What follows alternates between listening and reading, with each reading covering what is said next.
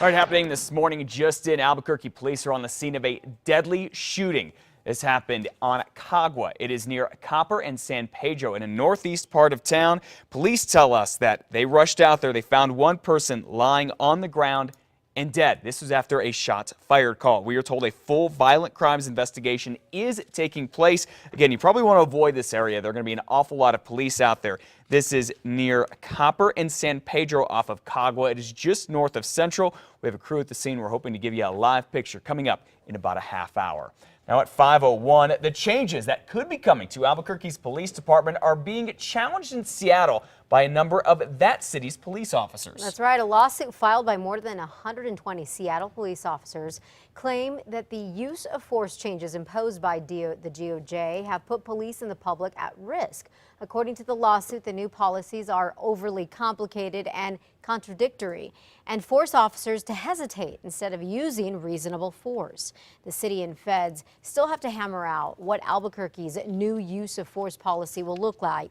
It is unclear if it will be similar to Seattle's policies. We'll keep you updated.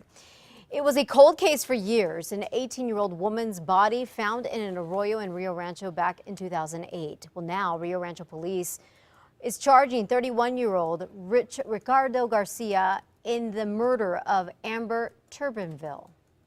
One of our charges, I think, as investigators, is to keep these cases at the forefront, to be the voice for that victim, and to be an advocate for that person, to see that somebody is brought to justice for the crime that was committed. Police say they had new evidence, including phone records and DNA, and the district attorney's office agreed there was enough evidence to bring the case to a grand jury. Garcia will be transferred to New Mexico for his arraignment in July. Police won't say how the victim was killed until they close the investigation. A 65-year-old Albuquerque man continues to fight for his life this morning. Meanwhile, police are trying to find his attacker.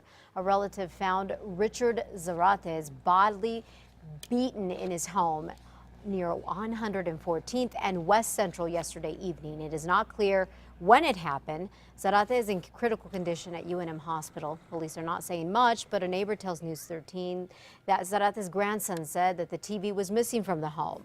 Police are asking the public for any information. One update now to a shooting we first told you about yesterday morning. It happened about 10:30 Tuesday night. Roswell police rushed out to a shots fired call here on East Alameda Street. Police say a man in his 20s and a woman in her 30s were both hurt. Both of them are still in the hospital. Police have not arrested anyone yet. They have not said if they even know who did it. If you have any information about this, though, Roswell police would like to hear from you. And another car fire has Roswell police on the hunt for an arsonist. Firefighters say a Dodge Charger was torched here on South Adams about 1:30 yesterday morning. The flames quickly spread to another SUV in the driveway there. This is the 15th car fire in Roswell since November. Investigators say all of them are quite similar, but they have not been able to connect them or figure out who is behind them. At 5:04, a bizarre night out at an Applebee's, to say the least, for one man here in New Mexico. That's right. He claims that the restaurant manager was taping him as he went to use the restroom. A male was in the restroom at Applebee's, and he noticed a phone up above the stall, and it was recording him. All right, so this apparently happened in Roswell. Roswell police say they confronted the manager, who they say admitted to filming the man in the restroom, but said that he had a good reason for it. Cops say that he said that he was recording in the bathroom to catch vandals. An arrest warrant has been issued for that manager. An Applebee's spokesperson says the employee hasn't worked at the restaurant since Monday. Albuquerque police are hoping some surveillance video will help catch an armed robber who is after prescription drugs. Take a look at this. The person held up the Walgreens pharmacy on Wyoming back on May 2nd. Police say the guy had a gun in his waistband and demanded the drugs. He's wearing a blue and white striped shirt there. Maybe had a checkered pattern. He had on jeans, a hat, and sunglasses. If you have any information about him, please call Crime Stoppers. Good news for thousands of New Mexicans looking for health coverage. One of the state's largest commercial health insurers is expanding. Blue Cross and Blue Shield of New Mexico announced yesterday it has obtained final approval for its acquisition of Loveless Health Plan and Loveless's Medical Care Advantage contract. This change does not affect Loveless is hospitals, providers, pharmacies, or clinics. Blue Cross and Blue Shield of New Mexico has 400,000 members. The insurer says it will add nearly 100,000 members from the Loveless Health Plan. The transaction should be final by Sunday.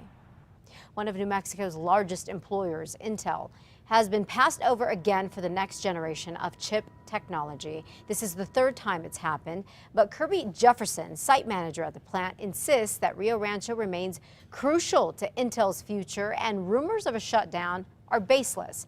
He said that recently at a business forum. He also said that Intel will be operating at max capacity for at least a couple more years. Just so you know, Intel's Rio Rancho workforce now stands at 2,800.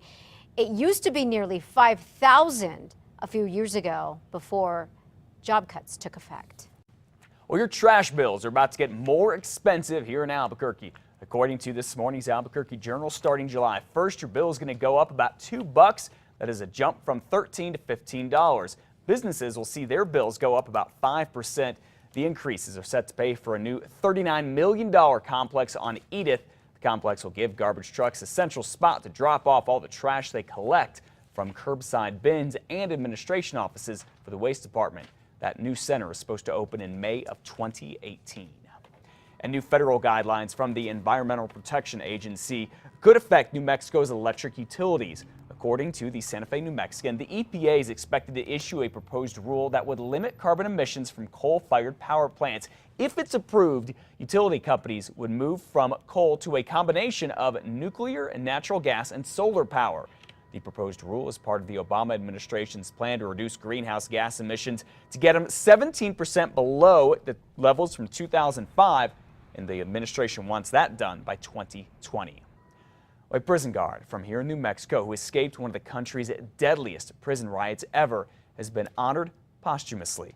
Last week, the Department of Corrections presented the Medal of Honor to the daughter of Herman Gallegos. He died back in 2012, and when he escaped the deadly prison riot at the state pen near Santa Fe, that was back in 1980, he disguised himself as an inmate.